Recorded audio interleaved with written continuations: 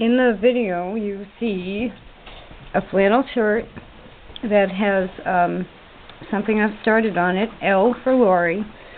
This is my 1901 White Family Rotary. And I want to tell you something Cristiana suggested to me yesterday that I haven't been able to accomplish. And I'll put the link to her channel in the information section too. But before that, you see I have a hoop, and this is a cotton flannel shirt. And what I'm doing is figuring out how I want to do a monogram. Now, on any machine, like my 237 is from 1968, I think they came out with built-in Zig-Zag in the late 50s, maybe early 60s. So any machine like that, that has Zig-Zag, you can have it set up to do a satin stitch. But when you do it yourself with a Handcrank antique machine, well, there are three ways to do it really. The first, though, I have found is easiest to keep the fabric in a hoop. I have tried it, Cristiana's method of holding it, and on a zigzag I get puckering of the fabric. So I think the hoop is easier. Now, what you see in the view, which I think you can make out, it looks like a sloppy zigzag or like a rick-rack stitch. And that's basically what it is. And the first step that I did was put the L on there in blue chalk. And then using the hoop in place like that, went through, and I am using 50 weight thread now. And it's working fine with the presser foot down and the bobbin tension at normal tension, and the upper tension I have just a little bit tighter than normal. I think that's helping with the puckering in the back. But anyway, I had a video on the spoons where I was doing really a V stitch up and down, and then going back and filling in the V, like making W's and layering it, and it looks like a feathered stitch. It really is a zigzag. So I've gone ahead and I've put initial back and forth or zigzag stitches in, and now I have a few choices. I can continue doing it like I was, which would end up being like cross stitches really, and making almost W's that cross each other.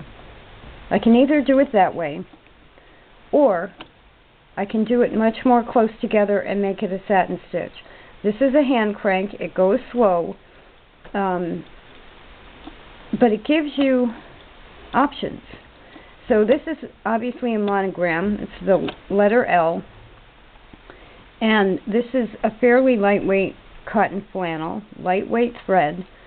So I don't, in this case, want a really heavy satin stitch so that all you see is the L. I want it to kind of blend in with the fabric. So this is good practice, I think, for anybody that wants to do this, because whether you're doing a satin stitch or like a W or a V stitch, you have to pay attention to where you're putting the needle. And once you get your tension set up, matching your fabric and your thread, you can just then pick your stitch and do it yourself. You don't need a zigzag machine. And in this case, because I'm using a hoop, it's just a matter of moving the hoop in the direction I want to go and the type of stitch I want. Now, so this will be the second pass on the whole L, and that looks like it'll be filled in enough for me.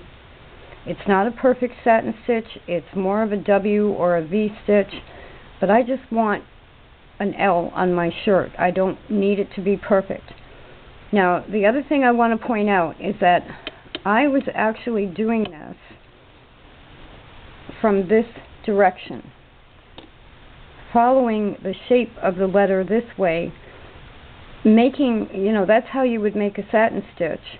going this way and really going back and forth left to right, but I ended up turning it vertically because if I pull this up and back it up, the presser bar was hitting the hoop. So I had to change it,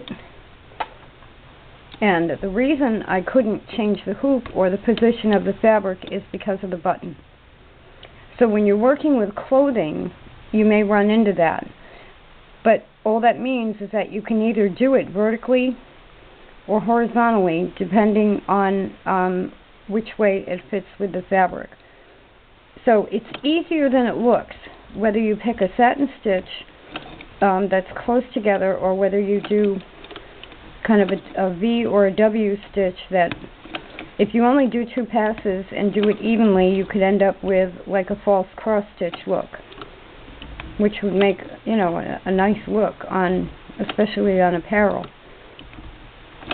I'm kind of doing this, I'm using a V stitch, but I'm making it more than a cross stitch look. It's a little bit closer than that, where a cross stitch you would see the cross. So at this point,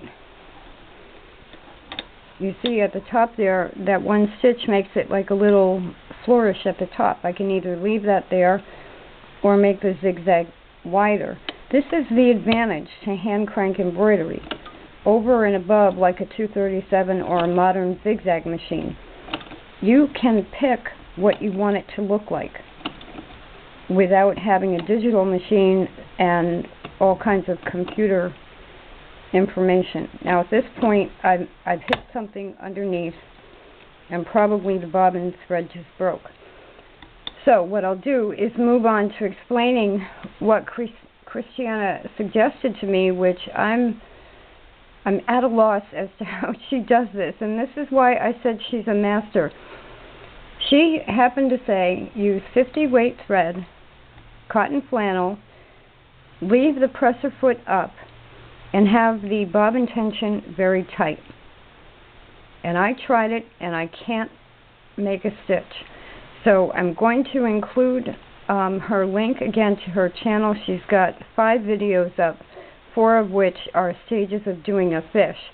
And when you look at that, I believe that's how she did that. The picture of the 2 fish she was working on, I'm pretty sure that's how she did that, with the presser bar up while you're stitching, extra tension on the bobbin, and 50 weight thread with cotton flannel. And if you try that at home, I mean, maybe I'm not the only one who's having a problem with that. What was happening with me was I was getting loops on the back, too many loops, and the bobbin thread wasn't picking up correctly at all. So it's something I'm going to practice. But here's how you can use a simple back and forth stitch, a zigzag stitch, to monogram anything you want.